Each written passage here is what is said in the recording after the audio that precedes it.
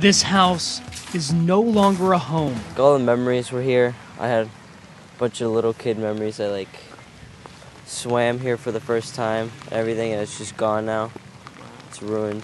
Lil and I leveled, the roof ripped off, the garage gone. We could actually hear the neighbors behind us just, screaming, crying, shock. As the sun rose, the damage became clear. Pretty much completely demolished. It's wrecked. It's completely destroyed. It looks like a house exploded. A tornado that lasted just seconds left destruction felt for life. Everything physical, it can be fixed, repaired, cut up like a tree, and everything like that, but you can't replace a life. You're watching the moment a tornado tore right through a Cape Coral neighborhood. The EF1 twister hit the Northwest Cape early this morning, packing winds reaching nearly 100 miles an hour. The tornado destroyed homes, knocked out power, and sent cars flying. Thank you for joining us. I'm Devin Turk. And I'm Cristina Mendez. Right now I'm in Cape Coral, one of the hardest hit areas of this tornado. If you take a look here behind me, you can actually see some of the workers boarding up a garage door. And if you take a look inside, that real garage door is actually pushed in with the force of those winds. Now take a look on my other side here if you can. That car that you see in the distance right before the canal bank, that was actually from across the street. It was picked up, neighbors tell me, and taken across the street now, crumpled up, almost like a sheet of paper would be. Now, before we get to our live team coverage, I want to go ahead and check in with First Alert meteorologist Matt Gray. Thank you, Cristina, and the really scary situation that unfolded this morning. Thankfully, tonight, things are looking a whole lot better. In fact, we've even seen in many areas a lot of blue sky this afternoon. All of this related to what was Tropical Storm Nestor and is now post-tropical cyclone Nestor. Now, really, to you, that really doesn't mean all that much. This was just a structural change, and this, by the way, will be the last advisory on Nestor by the Hurricane Center. We'll show you that coming up in a minute, but look at this. All of the sunshine and some dry air beginning to track towards southwest Florida. So we are almost in the clear of the impacts of what once was a pretty powerful tropical storm and now a powerful non-tropical system. However, there are still some storms hanging around the area. We have one shower that has just moved through the Moorhaven area, and we're also tracking a little bit of rain. It's moving right over Orange Tree. Everything moving very quickly tonight. And luckily, at least for now, we don't see any signs of rotation in these cells. We're also going to be keeping an eye on this last line of showers tracking towards the southwest Florida coast. We'll show you when it gets here coming up in just a few minutes. All right, Matt, we have live team coverage as Nestor sweeps over southwest Florida. I do want to start here with Victoria Wresilo. She's live in Cape Coral to show us some of that damage in a neighborhood close by to me. But first, I want to start with NBC2's Alex Howard. Alex, I understand you have an exclusive walkthrough of a home that was directly hit by this tornado. Well, that home has since been boarded up, but I do want to show you this car. It was blown almost like a tumbleweed more than 100 feet from where it was originally parked. You can just see the path of destruction here, broken branches, marked up lawns, and it actually didn't come from this driveway, but the one beyond it. And as you can see right now, crews are working to get power restored to this house. That garage right there, the windows caved in, and the family tells me that home at this point, it's been condemned. It's unlivable. And they actually were home at the time when the tornado hit and had to take shelter in the room from broken glass. A trail of destruction in Northwest Cape. This neighborhood left devastated. I've worked a million hurricanes in the past since '91, and you see things like this, once in a while. And this is definitely evidence of a tornado just hitting that car. Cameron Aegis and his mother drove early this morning to find his grandfather's home on Van Buren torn to pieces. All the memories were here. I had a bunch of little kid memories. I swam here for the first time, everything, and it's just gone now. It's ruined. Fortunately, he wasn't home. If he was here, he probably would be not so good right now because the house is totaled. Across the canal, a family not nearly as lucky. Too shaken up to talk on camera, but allowed NBC2 inside their home. That's where the little boy's room Where they once cooked family dinners, now gone. A perfectly placed piece of glass wedged into the drywall, right above where children slept. A clear view of the sky, all their belongings tossed around, their car crumpled like a tin can. People could have just been out here walking around looking at some of the effects, and the car could have literally hit them. That simple.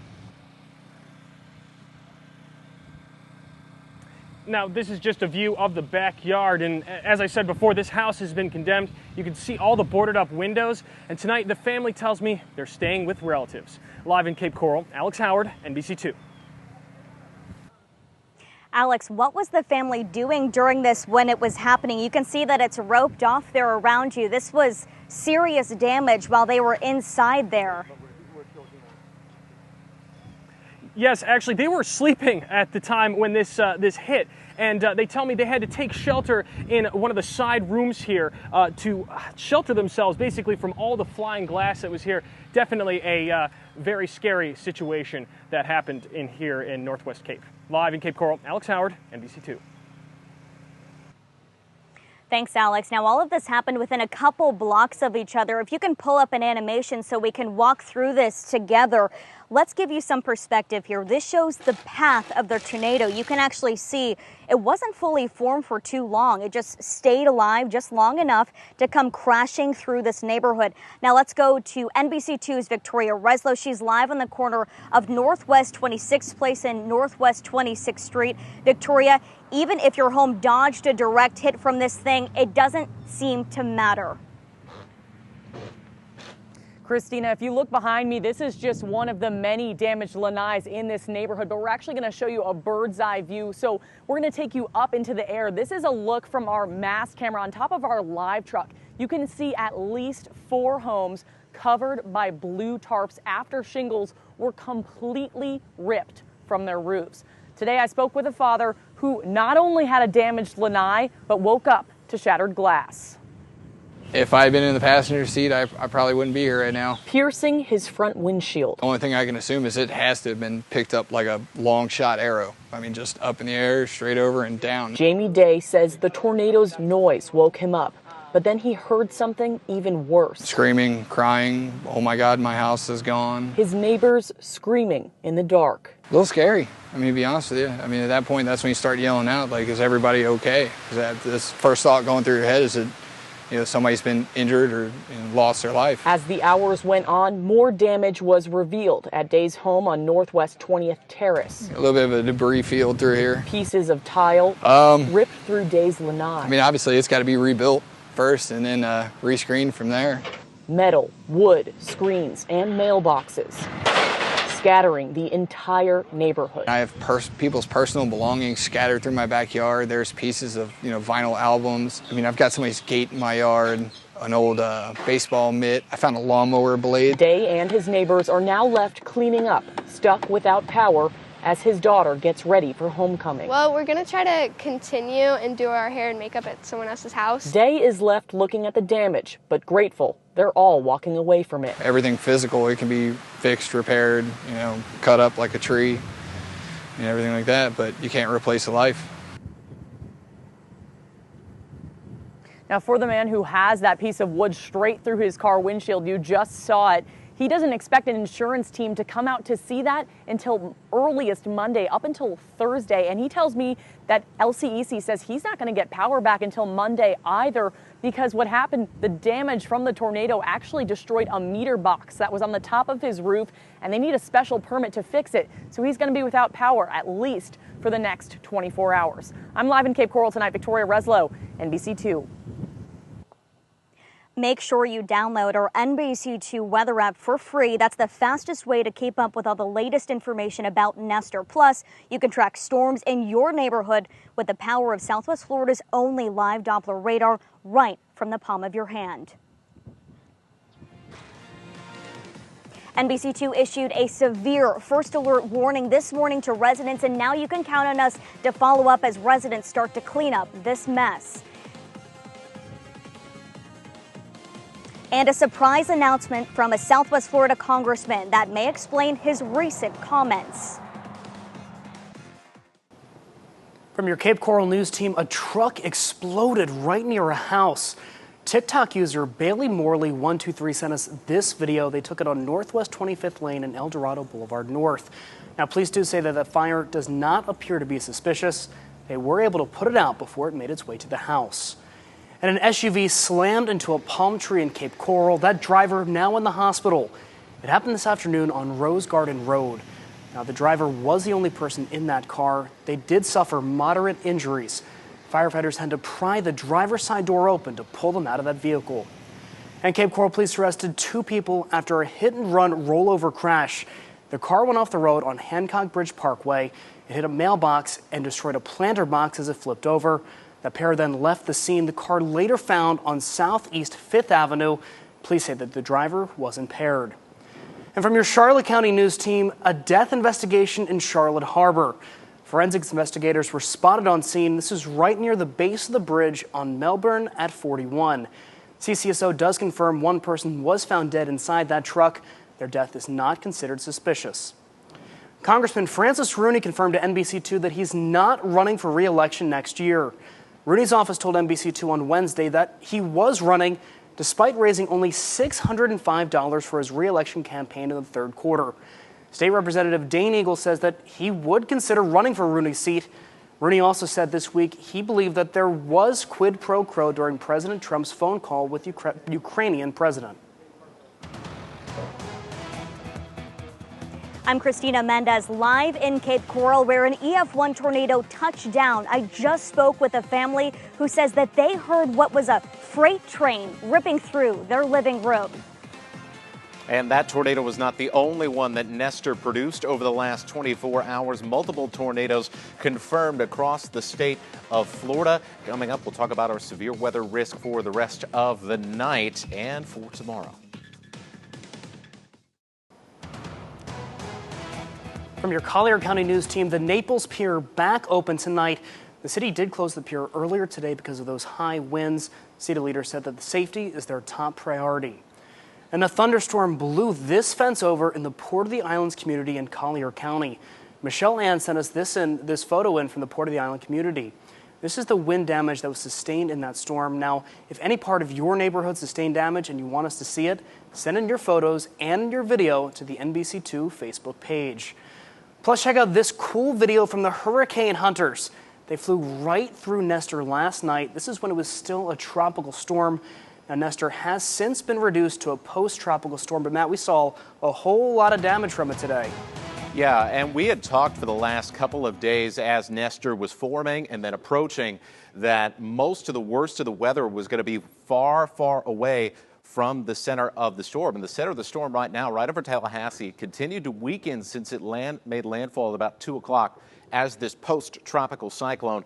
40-mile-an-hour sustained winds on the east side of the storm and quickly moving off to the north. Pretty stormy conditions, as you can see in these colors. Those are the tops of thunderstorms over the state of Georgia. So when you have a post-tropical system, you have this big curly Q type of shape, this big comma shape, and there's some dry air coming in behind this. So we're about to see some much nicer weather, but we have to get through still a little bit of rain before that happens. Now, the track for Nestor, this is, by the way, the final track put out by the Hurricane Center. It's not going to be a tropical system, but it will still have tropical storm force winds as it moves through the Carolinas tomorrow. Speaking of winds, the problem that we had with our tornado threat both this morning and as we've gone throughout the day is winds at the ground level, and then the difference between that and the winds higher up in the atmosphere in these colored lines here. You notice they're coming in a little bit catty-corner to each other, so that creates a little bit of spin as air rises up into these thunderstorms, and that was the problem, though, especially that we had this morning. These winds, this bank of winds here is going to be moving off, and so our tornado threat is continuing to diminish. It's already a lot less than it was this morning, but it's going to drop to pretty much zero as we head into tomorrow. As for tomorrow, well, we're still going to have some rain in our forecast, but things are looking looking a lot better as we see a lot of dry air being pushed in on the backside of Nestor. Speaking of which, we still have some showers and storms out there. Let's track them for you. First of all, we're not seeing any big signs of rotation in that last line far out in the Gulf of Mexico. It's moving fairly slowly at about 14 miles an hour as we head late into tonight in the 9 to 10 o'clock hour in Charlotte County and the barrier islands of Lee County. That's when these little squalls are going to be moving in. There will be some gusty winds inside these showers, but we're not anticipating anything nearly as strong as what we've seen earlier today. So particularly for Placida, Pirate Harbor, and the rest of Charlotte County, you'll want to watch, keep an eye on these storms. Use our NBC2 weather app if you are planning to head out this evening. So wet weather moving north of Orange Tree, sideswiping Immokalee and Ave Maria over the next hours. Is going to be tracking towards Felda and Key-Rye by 7 o'clock. If you're in that area, you're going to see a little bit of rain. But once again, these are way less severe than what we have seen earlier in the day. So we're on the backside of this thing, and our severe weather threat continues to diminish. Still some wet weather around Golden Gate Estates, moving away, however, from the Royal Palm Hammock area. So over the next half hour, Golden Gate Estates, more rain in your area. If you're watching us from Buckhead Ridge or along Highway 78 in northern Glades County, this is a pretty strong little cell. This is going to be tracking towards you between now and about 7:21 in the Okeechobee and Buckhead Ridge areas. There's still plenty of moisture trailing in behind this system.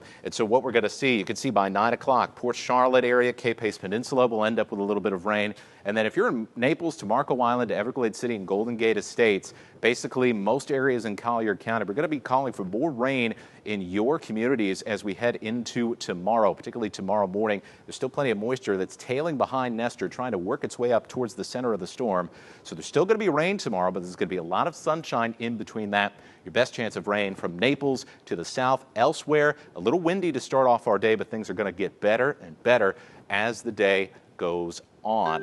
Overall, it is a lot nicer of a Sunday than it was today on Saturday, and we won't have all that much of a severe weather risk, if any, especially for those of you north of the Caloosahatchee. 90 degrees to start off our week as we get back to normal weather around here.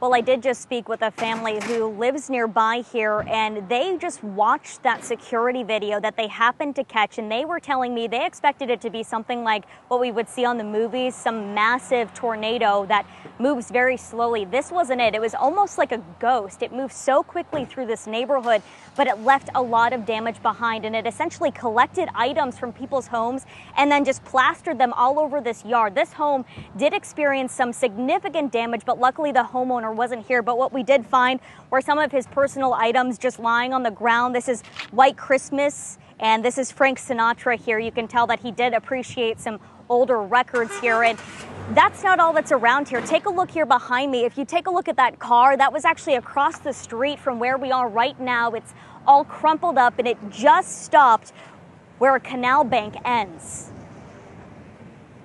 He's crying, literally crying, like, Daddy, get up. Our protectors know best. Because I told him to go back to his bed, but he keep pulling my hand off the bed. Caesar was trying to warn his owner of what was to come. You know, I'm used to explosions and whatnot, but this was different. As a veteran serving in the Marine Corps for 20 years, you have no way of reacting or taking cover, nothing. This was something he never experienced. I walked into the bedroom, the loud explosion, the whistling train-like sound. This is the tornado that he heard from inside his home. His neighbor, Roberta Mori, caught it all on her security cameras. Just fast forwarding through the camera, and you just happen to see this whirlwind come through and realize that it's the reality of an actual tornado, which is pretty amazing to see. The damage it left in its wake, hard to see. And it could have been worse. We could have been flying with the angels, you know, so that was, you know, really scary. What's really sad about this specific car is that I was talking to the person's neighbors. They didn't feel comfortable talking on camera, but they did say that they took a lot of pride in this vehicle, and you can see it's a total loss. We'll be right back.